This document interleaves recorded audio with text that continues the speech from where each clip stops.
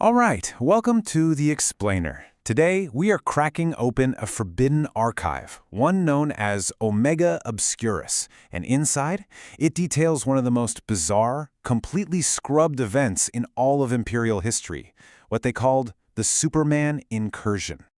You know, we're actually going to start this one at the end, with this single line, written by the Ordo Chronos custodian who sealed this very file. And trust me on this, by the time we're done here, you are going to feel the absolutely crushing weight behind every single one of these words. Okay, so where did this whole thing even begin? Well, the archive is super clear on this point. This wasn't some invasion. It wasn't a heresy or even a demonic incursion. Nope, this was something else. An event that just completely defied all known physics, all metaphysics. The only thing the Imperium could even call it was an error in reality itself. And right there, that was the Imperium's first and maybe biggest failure in this whole crisis. It wasn't a military loss, it was a failure of comprehension. They literally had no category for this, no box they could stick it in. The archive actually says that reality itself seemed to, well, hesitate when he showed up. And this failure, this inability to even define him, it's absolutely central to everything that happens next. And this just shows you how completely he shattered all the rules. Think about it. There was zero warp turbulence, no demonic signs, no psychic whispers, nothing. He just appeared, all by himself. The archive really hammers this point home. This wasn't an arrival in any sense we understand. It was more like a fundamental glitch in the entire system. So, this really brings us to the heart of the crisis, doesn't it? The threat he posed, it had nothing to do with his power level or some kind of military force. No, it was about the fact that his very existence was completely incompatible with the galaxy. It was a fundamental conflict, a clash of what it even means to be. And this lays out that conflict perfectly.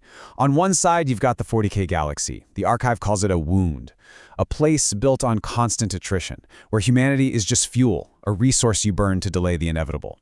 But then on the other side, you have this one being, operating on a principle that is so completely alien it's almost gibberish here, the idea that a single individual life is actually worth saving. So what happened when this conflict of realities actually met the galaxy's major powers? Well, it's fascinating. He didn't just fight them, he broke their systems. I mean, he broke them at a fundamental level. Let's start with the orcs. He took apart an entire Wa, not by being stronger, not by outpunching a war boss, but just by not fitting in. They couldn't make him part of their story. He didn't belong in their endless cycle of fighting and believing, and so their whole collective psychic field, the very thing that makes them orcs, it just sort of fell apart whenever he was around. And the Adeptus Mechanicus? Oh, they were absolutely horrified. Which, let's be honest, is no surprise. They straight up declared him biological heresy. And you gotta ask why. Well, because here was this perfect physical form that didn't degrade, a machine made of flesh that never decayed, a weapon that didn't need a single prayer or ritual to work. He was a walking, breathing insult to everything they believe in. But really, his run-in with Chaos, that was maybe the most revealing of all. The Dark Gods just couldn't touch him. And it wasn't because he had some kind of unshakable faith like a Sister of Battle. No, it was because of what the archive calls his intrinsic clarity. It says the warp actually recoiled from him, not because it was hurt, but because it was unfed. Think about that. For the first time ever, Chaos found something it just couldn't digest. So you see the pattern here, right? It's impossible to miss. Every single major faction completely failed to process him. And again, not because he was an enemy they couldn't beat in a fight. It's because he was an anomaly that their very way of life, their very existence, just couldn't understand or, absorb. And that brings us to what the Imperium saw as the real threat. The one thing the Inquisition decided was more dangerous than any orc Wawa, more dangerous than any Chaos fleet. What was it?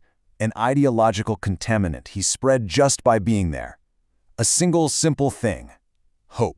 You see, the Inquisition didn't look at him and see a hero, or even just a physical threat.